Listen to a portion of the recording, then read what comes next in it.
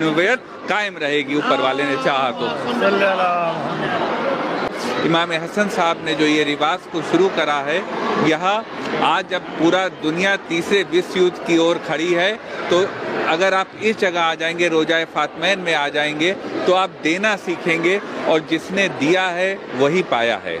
मैं डॉक्टर उमंग खन्ना इस वक्त अपने क्लिनिक को छोड़ के मुझसे रहा नहीं गया। मैं थोड़ी देर मरीजों से माजरत लेकर आया हूँ यहाँ पर, क्योंकि यहाँ जो दुआएं मिलती हैं, मैं जब कुछ नहीं था तो भी यहाँ आता था। आज थोड़ा बहुत एक ज़र्रा बराबर भी कुछ हूँ, ज़र्रे से भी कम हूँ, तब भी यहाँ पर आता हूँ और ऊपर वाले ने चाहा तो हमेशा आता रहूँगा और इस जगह की दुआएं हमको मिलती रहेंगी।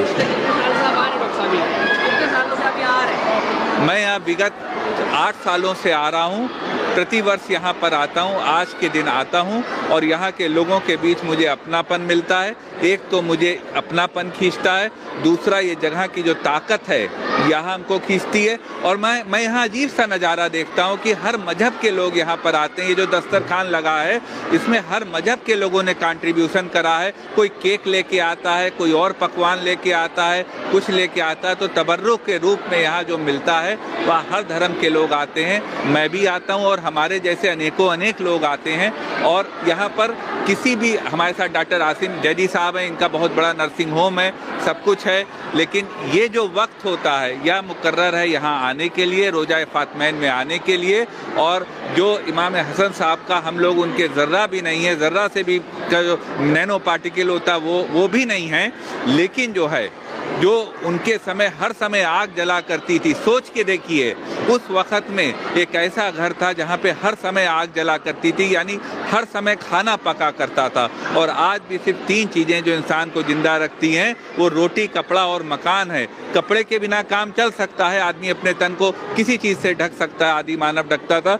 मकान के बिना काम चल सकता है कि कहीं ना कहीं उसे आसरा मिल ही जाता है, लेकिन खाने के बिना काम नहीं चल सकता। तो यह जीवन की एसेंशियल कमोडिटी है, सांसों के लिए ज़रूरी कमोडिटी है। और इमाम हसन साहब ने जो उस समय एक रिवाज को कायम करा था, अपने घर हर समय आग जला के, यानी हर समय पकवान बना के, हम लोग उसी भावना को सेलिब्रेट करते हैं और यहाँ से ये प्रेरणा लेके जाते हैं कि सालों साल कोई भूखा ना रहे। जितने लोगों को हो सका हम लोग खाना खिलाएं।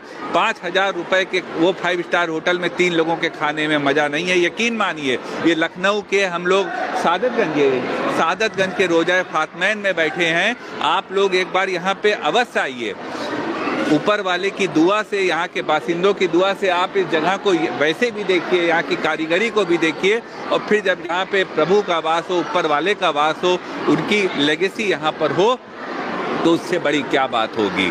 तो मैं आपको दावत देता हूँ रोज़ाए फातमैन लखनऊ सादतगंज दरगाह हज़रत अब्बास में आने के लिए। इस दौरे हाजिर में जो हालात चल रहे हैं, को ले लिए, इसराइल को जंग को ले लिए, फिलिस्तीन की जंग को ले लिए और रशिया की जंग को ले लिए, इसमें आप यहाँ क्या कहना चाहते हैं? मैं आपके माध्यम से यहाँ रोज़े फातमैन सादतगंज से दरगाह हज़रत अब्बास के पास यही कहना चाहूँगा कि हम लोग तीसरे विश्व युद्ध के मुहाने पे खड़े हैं। देशों के ऊपर से मिसाइलें उड़ रही हैं। किसी भी समय जब ये मिसाइल कोई गलत पड़ गई और कहीं जहां पड़नी नहीं वहां पड़ गई, तो तीसरा विश्व युद्ध शुरू हो जाएगा। और सबसे बड़ी चीज़ हमने फिलिस्तीन में देख लिया।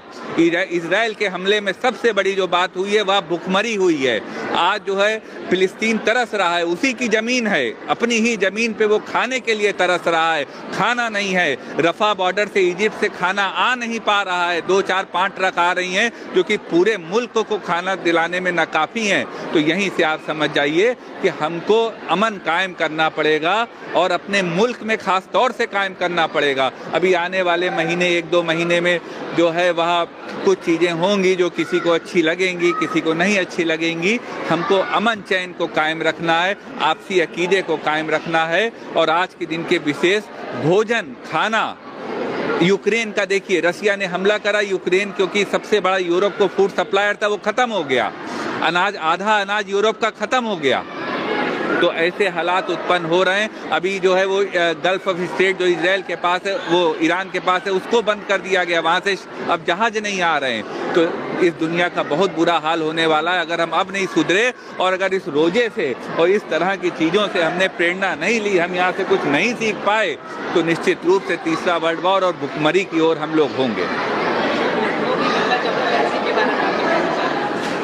लखनऊ की गंगा जमनी तहजीब तो यही है कि मैं खड़ा हूँ, आसिम साहब खड़े हैं, ये छोटा सा बच्चा खड़ा है जिसने भी इतनी अच्छी सी तकरीर दी, इधर कई लोग खड़े हैं, इसमें पीछे कई हिंदू हैं, कई मुस्लिम हैं, हर मजहब के लोग यहाँ पर आए हुए हैं, हर जिले से दूर दूर के सूबों से लोग आए हुए हैं। यही लखनऊ की गंगा जमनी तहजीब है कि हम सब यहाँ पे खड़े हैं, और इमाम हसन साहब ने जो रिवाज को कायम, उन्होंने रिवाज नहीं कायम करा, वो तो करते थे, लेकिन हमने उस रिवाज को आगे बढ़ाया और हम सब उसमें साथ हैं। तो लखनऊ था, लखनऊ है, लखनऊ रहेगा। जैसे योगेश प्रवीण जी ने कहा था, ये महज गुंबदो मीनार का शहर नहीं, यहाँ पे फरिश्तों के पते मिलते हैं। तो ये ऐसी ही जगह है जहाँ पे अच्छे काम वाले लोग मिलते हैं। आसिम साहब से मैं हर साल केवल एक बार यही मिलता हूँ, डॉक्टर आसिम जरी साहब से, और लेकिन ऐसा दिल खोल के मिलता हूँ कि रोज़ मिलता हूँ। हमारे अंसार भाई हैं, हम लोग 6 महीने में एक बार मिलते हैं, लेकिन लगता है कि दिल खोल के हम लोग मिलते हैं। तो आपकी जो मोहब्बत आप हमें देते हैं, यही गंगा जमनी तहजीब है। उसके लिए किसी नेता के मंच पे जाने की ज़रूरत नहीं है कि वहाँ पे यहाँ पे कौन कहेगा यहाँ पे मेरा जो स्वागत हुआ, यही गंगा जमनी तहजीब है। और मैं शुक्रिया अदा करता हूँ यहाँ के बासिंदों का, यहाँ के लोगों का। और लखनऊ था, लखनऊ है, और लखनऊ की लखनऊियत कायम रहेगी, ऊपर वाले ने चाहा तो। जिंदाबाद जिंदाबाद, क्या कहें।